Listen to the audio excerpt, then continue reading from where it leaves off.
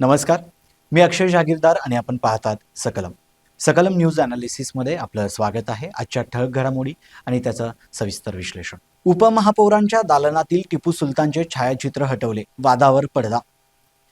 उपमहापौर शान ए हिंद यांच्या दालनात टिपू सुलतान यांचे छायाचित्र लावल्याने उसळलेल्या वादावर अखेर पडदा पडला आहे। वाढता तणाव लक्षात घेऊन मालेगाव महानगरपालिका प्रशासनाने हस्तक्षेप करत संबंधित छायाचित्र दालनातून हटवले। गेल्या शनिवारी महापौरपदी नसरीन बानो इस्लाम पक्षाच्या तर उपमहापौरपदी शान ए हिंद समाजवादी पार्टी यांची निवड झाली। पदभार स्वीकारल्यानंतर उपमहापौरांच्या दालनात टिपू सुलतान यांचे छायाचित्र लावण्यात आले होते। ही बाब सोशल मीडियावर व्हायरल होताच शहरातील राजकीय वातावरण तापले। शिवसेना, शिंदे गट आणि हिंदुत्ववादी संघटनांनी या कृत्यावर तीव्र आक्षेप घेत शासकीय कार्यालयात केवळ अधिकृत यादीतील महापुरुषांची छायाचित्र लावता येतात असा मुद्दा उपस्थित केला। जिल्हा प्रमुख संजय दुसाणे यांच्या नेतृत्वाखालील शिष्टमंडळाने पालिका आयुक्तांकडे निवेदन देत तातडीने कारवाई करण्याची मागणी केली। कायदा सुव्यवस्थेचा प्रश्न निर्माण होऊ नये म्हणून महापालिकेच्या नगर सचिव विभागाने शनिवारी सकाळी संबंधित छायाचित्र हटवण्याची कार्यवाही केली। या निर्णयामुळे काही दिवसांपासून सुरू असलेल्या वादाला अखेर पूर्णविराम मिळालेला आहे। स्वर्गीय यशवंतराव चव्हाण राज्य वाङ्मय पुरस्कार 2024 जाहीर, 35 साहित्यिकांचा सन्मान। महाराष्ट्र शासनाच्या मराठी भाषा विभागातर्फे दिला जाणारा प्रतिष्ठेचा स्वर्गीय यशवंतराव चव्हाण राज्य वाङ्मय पुरस्कार 2024 जाहीर करण्यात आला असून सन 2024 मध्ये प्रकाशित झालेल्या उत्कृष्ट मराठी साहित्य कृतींसाठी एकूण 35 विविध श्रेणींमध्ये पुरस्कार घोषित करण्यात आले आहेत। या घोषणेमुळे मराठी साहित्य विश्वात आनंदाचे वातावरण आहे। यंदाच्या पुरस्कारांमध्ये प्रफुल्ल शिलेदार, मेघना भुसकुटे आणि भानू काळे यांसारख्या मान्यवर साहित्यिकांचा समावेश आहे। प्रौढ वाङ्मय श्रेणीत विजेत्यांना 1 लाख रुपये रोख, मानचिन्ह आणि प्रमाणपत्र देण्यात येणार आहे, तर बाल वाङ्मय व प्रथम प्रकाशन श्रेणीत 50,000 रुपये रोख, मानचिन्ह आणि प्रमाणपत्र प्रदान करण्यात येईल। प्रमुख पुरस्कार विजेते पुढील प्रमाणे आहेत। संपादनासाठीचा यशवंतराव चव्हाण पुरस्कार प्रफुल्ल शिलेदार यांच्या अरुण कोलाटकर या संपादित ग्रंथाला जाहीर झालेला आहे। अनुवादासाठी तर्कतीर्थ लक्ष्मण शास्त्री जोशी पुरस्कार मेघना भुसकुटे यांच्या भारतीय भाषांची अनोखी कहाणी या पुस्तकाला मिळालेला आहे। चरित्र आत्मकथा विभागातील भाई माधवराव बागल पुरस्कार भानू काळे यांच्या अंतर्नाद एका मासिकाचा उदयास्त या साहित्य कृतीस जाहीर झाला आहे। बालवाङ्मय क्षेत्रातील मानाचे पुरस्कार पुढील प्रमाणे आहेत। बालकवी पुरस्कार अशोक कोतवाल यांच्या गाऊ आनंदाचे गाणे या काव्यसंग्रहाला मिळालेला आहे। भारा भागवत पुरस्कार जयेश मिस्त्री यांच्या जादूचा दिवा या पुस्तकाला जाहीर झाला आहे। साने गुरुजी पुरस्कार सुरेश वांदिले यांच्या 1695 स्मार्ट रोबो AI आणि औरंगजेब या कादंबरीला प्रदान करण्यात येणार आहे। याशिवाय यशवंतराव चव्हाण राज्यस्तरीय पुरस्कार 2024 ज्येष्ठ इतिहास संशोधक डॉक्टर जयसिंगराव पवार यांना जाहीर झाला असून समाजसेवेतील कार्यासाठी यशवंतराव चव्हाण राष्ट्रीय पुरस्कार डॉक्टर अभय आणि डॉक्टर राणी बंग यांना प्रदान करण्यात येणार आहे। उत्कृष्ट प्रकाशनासाठी श्रीपू भागवत पुरस्कार पुण्याच्या ज्योत्स्ना प्रकाशन संस्थेला जाहीर झाला आहे। लवकरच एका विशेष समारंभात मुख्यमंत्र्यांच्या हस्ते या पुरस्कारांचे वितरण करण्यात येणार असून मराठी भाषा व साहित्य संवर्धनासाठी कार्य करणाऱ्या साहित्यिकांना हा सन्मान प्रेरणादायी ठरणार आहे। जिल्हा परिषदेचा अध्यक्ष कोण होणार याकडे लक्ष लागलं असताना पंचायत समितीच्या सभापती पदासाठी देखील घडामोडी सुरू आहेत। प्रामुख्याने ग्रामीण भागाचं नेतृत्व करणाऱ्या तालुका स्तरावर पंचायत समितीचा सभापती हा स्थानिक स्वराज्य संस्थांच्या मध्ये एक महत्त्वाचा घटक मानला जातो। त्यामुळे सभापती पद देखील मानाचे मानले जाते। त्यामुळे सभापती पदाच्या निवडीची उत्सुकता लागून आहे। मात्र जिल्हा परिषद अध्यक्ष निवडीच्या आधी पंचायत समिती सभापतींच्या निवड होणार आहेत। मात्र या दोन्ही स्थानिक स्वराज्य संस्थांच्या निवडीच्या तारखा सोमवारी जाहीर होण्याची शक्यता व्यक्त होत आहे। तरीही फेब्रुवारी महिना अखेरीस या निवडी होणार असल्याचं सांगण्यात येत आहे। जिल्हा परिषद आणि पंचायत समितीसाठी 7 फेब्रुवारीला मतदान तर 9 फेब्रुवारीला निकाल लागला। 30 दिवसात पक्ष आघाड्यांच्या नोंदणी आवश्यक असल्याने त्या दृष्टीनेही हालचाली सुरू झाल्या आहेत। पुढील बातमी ही राजकीय बातमी आहे। राष्ट्रवादी काँग्रेस अजित पवार पक्षाच्या गटनेतेपदी सुधीर देसाई यांची निवड. राष्ट्रवादी काँग्रेस अजित पवार पक्षाच्या जिल्हा परिषद गटनेतेपदी पेरनोली गटातून निवडून आलेले जिल्हा मध्यवर्ती बँकेचे संचालक सुधीर राजाराम देसाई यांची निवड करण्यात आली. शुक्रवारी रात्री वैद्यकीय शिक्षण मंत्री हसन मुश्रीफ यांच्या उपस्थितीत झालेल्या बैठकीत हा निर्णय घेण्यात आला. सुधीर देसाई हे जिल्हा बँकेचे दिवंगत अध्यक्ष राजाराम बापू देसाई यांचे चिरंजीव असून त्यांचे मूळ गाव वेळवट्टी आहे. ते सध्या जिल्हा मध्यवर्ती बँकेचे संचालक असून आजरा साखर कारखान्यावर बँकेचे प्रतिनिधी संचालक म्हणूनही कार्यरत आहेत. या बैठकीस बाबासाहेब पाटील आसुर्लेकर, आमदार के.पी. पाटील, राजेश पाटील, डॉक्टर नंदिनी बाबुळकर, मानसिंग गायकवाड आदी पदाधिकारी उपस्थित होते. पुढील बातमी कोल्हापूरवरून आहे. माझं काही नाही, एवाय आणि मुश्रीफ यांचेच वांदे, जिल्हा परिषद सत्कार सोहळ्यात टोलेबाजी.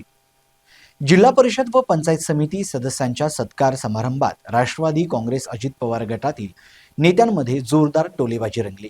माजी आमदार के.पी. पाटील यांनी माझे आणि दाजी एवाय पाटील यांचे काही नाही, एवाय आणि मंत्री हसन मुश्रीफ यांचेच वांदे आहेत असा टोला लगावत राजकीय वातावरण तापवले. माजी आमदार राजेश पाटील यांनी गडहिंग्लजप्रमाणे राधानगरीतही के.पी. एवाय यांना एकत्र आणल्यास जिल्ह्यात राष्ट्रवादीला बळकटी मिळेल आणि अजित पवार यांना दिलेला शब्द पूर्ण होईल असे आवाहन केले. त्यावर के.पी. पाटील यांनी उपरोधिक शैलीत प्रत्युत्तर देत जिल्हा परिषद निकाला दिवशी मुश्रीफ यांच्या भूमिकेवर अप्रत्यक्ष टीका केली. दरम्यान जिल्हाध्यक्ष बाबासाहेब पाटील आसुर्लेकर यांनी मंत्री मुश्रीफ यांच्या नियोजनाचे कौतुक करत विरोधकांचा करेक्ट कार्यक्रम केल्याचे सांगितले. पदवाटप करताना दुष्काळी व डोंगराळ भागातील कार्यकर्त्यांचा विचार करावा अशी मागणीही त्यांनी केली. ताटमानेने काम करा असा सल्लाही त्यांनी काही पदाधिकाऱ्यांना दिला. जिल्हा परिषदेचे माजी अध्यक्ष राहुल पाटील यांनी करवीरमध्ये काँग्रेसशी छुपी युती झाल्याचा आरोप करत काही मतदारसंघात विरोधकांना पाठिंबा दिल्यामुळे पराभव झाल्याचे सांगितले. पन्हाळ्यातील यशासाठी मंत्री हसन मुश्रीफ यांचे नियोजन आणि दिवंगत आमदार पी.एन. पाटील यांचे आशीर्वाद कारणीभूत ठरल्याचे त्यांनी नमूद केले. यावेळी गोकुळचे अध्यक्ष नावीद मुश्रीफ, मानसिंगराव गायकवाड, अरुण डोंगरे आदी उपस्थित होते. कार्यक्रमात दोन्ही राष्ट्रवादी गटांचे एकत्रीकरण लवकर व्हावे अशी मागणीही काही नेत्यांनी व्यक्त केली. पुढील बातमी ही कोल्हापूरवरून आहे. राष्ट्रवादीला अध्यक्षासह एक जादा सभापतीपद, 6 वर्षाचा फॉर्म्युला जाहीर. जिल्हा परिषदेत राष्ट्रवादी काँग्रेस अजित पवार गट सर्वाधिक 20 सदस्यांसह आघाडीवर असली तरी स्पष्ट बहुमतासाठी आणखी 15 सदस्यांची गरज असल्याचे स्पष्ट करत वैद्यकीय शिक्षण मंत्री हसन मुश्रीफ यांनी सत्ता स्थापनेसाठीचा फॉर्म्युला जाहीर केला. भाजप, शिंदेसेना, राजेंद्र पाटील यड्रावकर गट व जनस्वराज्य यांना सोबत घेण्याची आवश्यकता असल्याचे त्यांनी सांगितले. महापालिकेतील ठरलेल्या फॉर्म्युल्यानुसार ज्यांचे सर्वाधिक सदस्य त्यांना 2 पदे देण्याचे ठरले असून त्यानुसार जिल्हा परिषदेत राष्ट्रवादीला अध्यक्षपदासह एक अतिरिक्त सभापतीपद मिळणार आहे. 6 वर्षानंतर नवीन पदाधिकाऱ्यांची निवड केली जाईल अशी माहितीही त्यांनी दिली. जिल्हा परिषद, पंचायत समिती सदस्य तसेच महापालिका नगरसेवकांच्या सत्कार समारंभात ते बोलत होते. राज्य शासन, जिल्हा नियोजन समिती व जिल्हा परिषदेच्या सेस फंडातून जास्तीत जास्त निधी उपलब्ध करून दिला जाईल. मतदारांना दिलेली आश्वासने पूर्ण करण्यासाठी पदाधिकाऱ्यांनी मेहनत घ्यावी असे आवाहन त्यांनी केले. यावेळी गोकुळ दूध संघाच्या प्रतिनिधींच्या ठरावाची प्रक्रिया महिनाभरात सुरू होणार असल्याचे सांगून जास्तीत जास्त ठराव गोळा करण्याचे आवाहनही त्यांनी केले. दरम्यान रिझर्व्ह बँकेच्या नव्या धोरणानुसार 10 वर्षापेक्षा अधिक काळ संचालक पदावर राहता येणार नसल्याने काही ज्येष्ठांना थांबावे लागणार असून तरुणांना संधी द्यावी लागेल असेही मुश्रीफ यांनी स्पष्ट केले. माजी आमदार राजेश पाटील यांनी चंदगड मतदारसंघातील राजकीय परिस्थितीवर टीका केली. नंदिनी बाबुळकर यांनी अंतर्गत मतभेदांमुळे पक्षाचे नुकसान झाल्याचे सांगत मंत्री मुश्रीफ यांनी एकत्र आणल्याचे नमूद केले. या कार्यक्रमास भैया माने, जिल्हाध्यक्ष बाबासाहेब पाटील, शहराध्यक्ष आदिल फराज आदी उपस्थित होते. पुढील बातमी मुंबईवरून आहे. नरहरी झिरवळ नॉट रिचेबल, मंत्रालयातील लाचलुचपत प्रतिबंधक विभागाची छापेमारी, राज्यात खळबळ. अन्न आणि औषध प्रशासन मंत्री नरहरी झिरवळ यांचे आज सकाळपासून नॉट रिचेबल असल्याचे वृत्त समोर आल्यामुळे राज्यात मोठी खळबळ उडाली आहे. अचानक मंत्रालयातील लाचलुचपत प्रतिबंधक विभागाने सुरू केलेल्या कारवाईचा मागोवा घेतल्याचे जाणकारांनी सांगितले. लाचलुचपत प्रतिबंधक विभागाच्या तज्ज्ञ पथकाने अन्न व औषध प्रशासन विभागाशी संबंधित काही प्रकरणावर छापेमारी आणि चौकशीची कारवाई सुरू केली आहे. या निमित्ताने आज सकाळपासून मंत्री झिरवळ यांचा फोन बंद असल्याचे समोर आले. त्यामुळे त्यांच्या उपलब्धतेबाबत आता शंका वाढली आहे. यापूर्वीही केंद्रीय व राज्यस्तरीय भ्रष्टाचार प्रकरणामुळे राजकीय वातावरण तापले असल्याने या अचानक उठलेली कारवाई आणि मंत्री यांची अनुपस्थिती यामुळे सत्ताधाऱ्यांमध्ये चर्चेला वेग आला आहे. अधिकृत सूत्रांनी सांगितले की परिस्थिती स्पष्ट होईपर्यंत अधिक माहिती देण्यात येणार नाही. राज्यातील विरोधकांनीही या घटनाक्रमावर टीका करत सरकारवर आरोप केला आहे आणि तत्काळ स्पष्टता देण्याची मागणी केली आहे. या घटनाक्रमामुळे राजकीय व प्रशासकीय दोन्ही स्तरांवर चर्चेला चालना मिळाली आहे. तिजोरीच्या चाव्या पुन्हा राष्ट्रवादीकडे जाण्यासंदर्भात मुख्यमंत्र्यांचा महत्त्वाचा निर्णय. राज्यातील राजकारणात महत्त्वाची घडामोड घडण्याची शक्यता असून अर्थ खाते पुन्हा राष्ट्रवादी काँग्रेसकडे जाणार असल्याची खात्रीलायक सूत्रांची माहिती आहे. दिवंगत अजित पवार यांच्या निधनानंतर त्यांच्या ताब्यातील अर्थ खात्याची जबाबदारी मुख्यमंत्र्यांनी स्वतःकडे ठेवली होती. मात्र आता हे खाते पुन्हा राष्ट्रवादीकडे देण्याचा निर्णय झाल्याचे सांगितले जात आहे.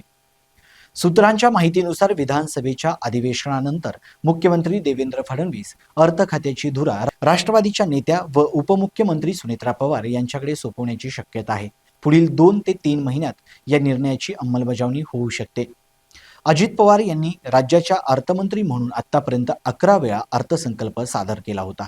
त्यांच्या अकाली निधनानंतर वरिष्ठ नेत्यांशी चर्चा करून अर्थ खाते तात्पुरते मुख्यमंत्र्यांकडेच ठेवण्याचा निर्णय झाला होता. दरम्यान सुनेत्रा पवार यांनी उपमुख्यमंत्री पदाची शपथ घेतल्यानंतर उत्पादन शुल्क, क्रीडा व युवक कल्याण तसेच औकाफ ही खाती त्यांच्याकडे सोपवण्यात आली होती.